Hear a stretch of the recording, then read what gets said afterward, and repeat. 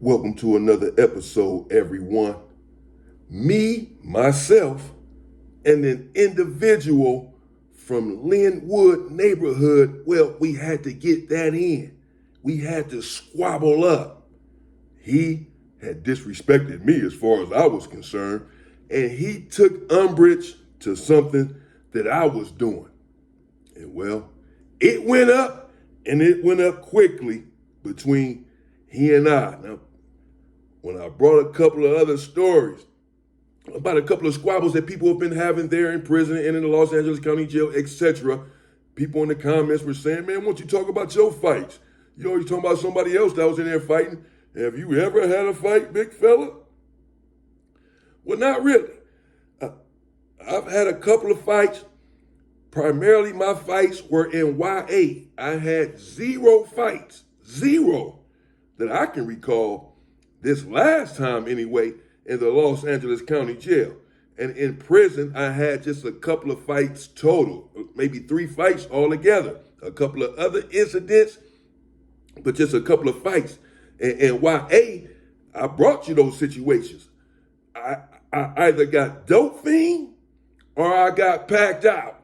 No head ups. I got no head up phase in YA. I got dope fiend or I got packed out. And for good reason. They understood. I ain't got a shot against this dude if I don't dope fiend him or pack him out. In prison, there wasn't a lot of fighting because I was just bluffing. I was able to bluff my way through.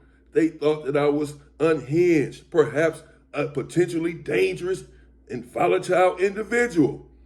I was bluffing them the whole time, and it worked. So I don't have too many fights to get you there in prison. But here in CYA, California Youth Authority, Paso Robles, to be exact, me and a dude from Lynwood neighborhood, we got it in because I went to the hole. What the hell they call that shit? Somebody can tell me in the comments that the name of the hole there in Paso, but you go there for 3 or 4 months. It's skipping my mind right now. But so I went to the hole for a situation that had transpired there. Not just the hole, it's more like the shoe for YA. Because the hole, you go to the hole for 2 or 3 days, 4 days, really max. 1 day, whatever. But in this situation, this place, they put you there for 3, 4 months till they transfer you or put you back into your unit. So you have to really have violated a rule to hang out over here. The dude from Lynwood was also over there in this hole. And he had squabbled one of the young homies before in his unit. So I already knew about the dude. He was known to have been wild, rambunctious, loquacious. He talked a lot. And sometimes he wouldn't shut up, but he was an athlete.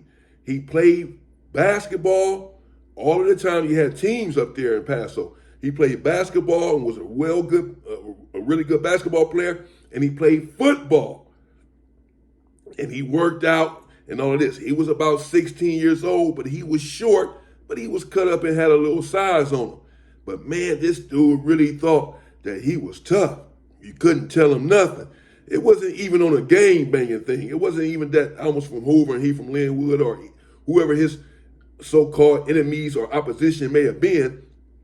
It's just, he's just tough with everyone. The police, other races. He just has a certain demeanor. He doesn't want to be bothered. He's not to be messed with, but he's real loud. But I never had any run-ins with him myself, so everything is cool. And so far, we're getting along just fine over here in the hole. The homie Doc from Bonnie is there. My boy Ant from Pueblos is there. We all out there on the yard chilling. We go out there, we play basketball, you play cards, you work out, etc. when you go to the yard. And you got to run back to your cell. You don't have long out there. So I've been here in the hole for a little while now, maybe 3 weeks or so. And I'm getting along just fine with everyone.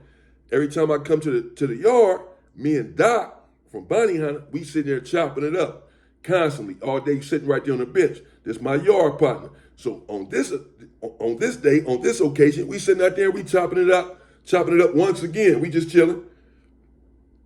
And they playing basketball on the court. And there was another dude there that was a blood from Pomona who was also athletic, also an athlete.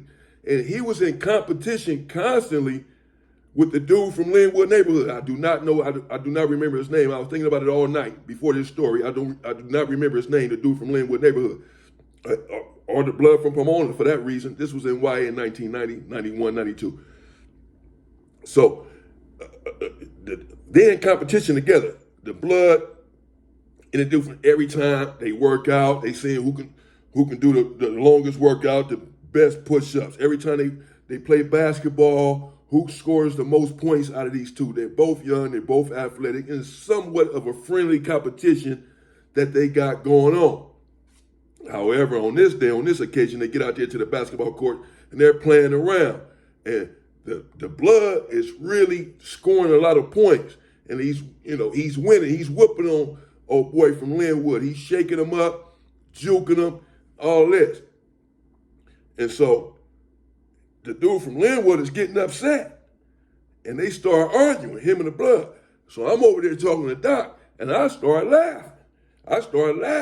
I'm like, oh, this dude over here getting mad because he losing. You know what I'm saying? But I'm talking to Doc. I know dude didn't hear me, but he figures that I'm talking about him because I'm over here laughing, which I was. I'm over here laughing, and I'm saying what I'm saying. So he look over there at me, he like, what's up, bro? I'm like, what's up? You know what I'm saying? Like, man, motherfuckers always got something to say, man. You don't even know how to play. You can't even play basketball. He had never seen me play. I play basketball. He never seen me play. Whatever, man. Go ahead, bro. So I keep talking to Doc. They continue playing basketball. The same thing continues to happen. He's losing this game. They didn't ran it back, and he's still getting embarrassed out there, even though normally he's a pretty good player. Whatever's going on today, he's not looking too hot. So I start laughing once again. And now he look over there at me. He like, bro, you know what I'm saying? You need to mind your own business. And still, I'm like, man, bro, I'm not even talking to you. You can't tell me I can't laugh. You can't tell me I can't. I'm a man. I can laugh if I want to. What are you talking about? And if I have to laugh, I can't help it. I can't stop myself from laughing. If my body feels like laughing, that's just what the fuck is going to happen. I'm not about to try to stifle the laugh. Man, learn how to play ball.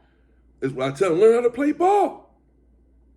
So dude started walking over there towards me, and he talking. The whole time he walking towards me. And I'm trained to go. I already know. I've already been told all my life, bro, I'm not about to fight you. Even my homies had told me this in the hood. I'm not about to fight you head up. I got to pick up something and bust you upside the head. This is what I've been told all my life. So I know this individual, there ain't no way he's about to come and try to give me a head up fight. He probably has a weapon. This is just how I think. And I've been packed out so many times I can't get a head up to save my life. So I know he's not about to play fair. At least in my mind, he's not. And I'm not about to play these games. I'm about to try to get this shit over with. So as he's walking towards me, I swing on him, bam, and I do connect, bam, I hit him. He stumbled a little bit. To his credit, he swung back. We started squabbling. So we out there fighting on the yard by the basketball court. And the dude started trying to jump on me. He jumping on my back, and he putting his arm around my neck, his whole arm. He got it wrapped around as he jumping on he a little dude. He jumping on my back. I'm like, got him on my back. He got his whole arm around my neck. He like choking me though. So I'm trying to swing him off me, get him up off me. I'm steady trying to swing, but he's steady. Now he's trying to kick my leg. He's trying to take me down.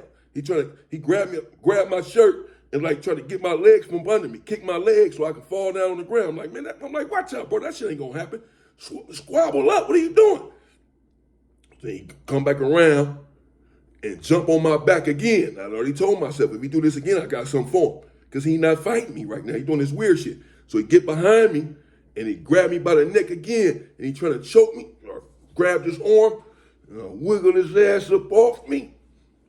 Bam! And I slam him to the ground. Yeah, ain't no more fight. You ain't trying to fight. I slam him to the ground. Bam! But as I slam him, I still got his shirt in one hand and his pants in the other hand. So I slammed it. Bam! And I never let go. I picked him back up and threw him about 5 feet. Oh, I did. I threw his ass about 5 feet, and he just sitting out there, and he twirling around a little bit out there on the pavement. And I'm standing there, I'm waiting on him to get up. We finna go. But now the police did rush out there. They sprayed the mace, cuffed me up. Pretty much, that was that. He was out there, they cuffed him up, took him to medical. But this sort of thing was happening all the time in Wyatt, so they just clean up the fight and move on. But I tried to give him a chance to get back up after I slammed him down so we can squabble. But he could not get back up. And by the end, we had already squabbled for a little while, and he out there choking me and shit, wrestling all on my back. The police done ran out there by now. So he didn't have a chance for no get back. He got some get back if we can get back out here to the yard together. That never happened again. In fact, I never even seen him again. I mean, I know he stayed there in the hole for some time, then he transferred. And that was it. But he stayed in the hole. They didn't let us out to the yard together again. He would go with one group, and I would have to go with another group. And that was really it. I mean, it wasn't a big deal. It's just that he was upset because I was laughing because he was losing on the basketball court. And then he approached me.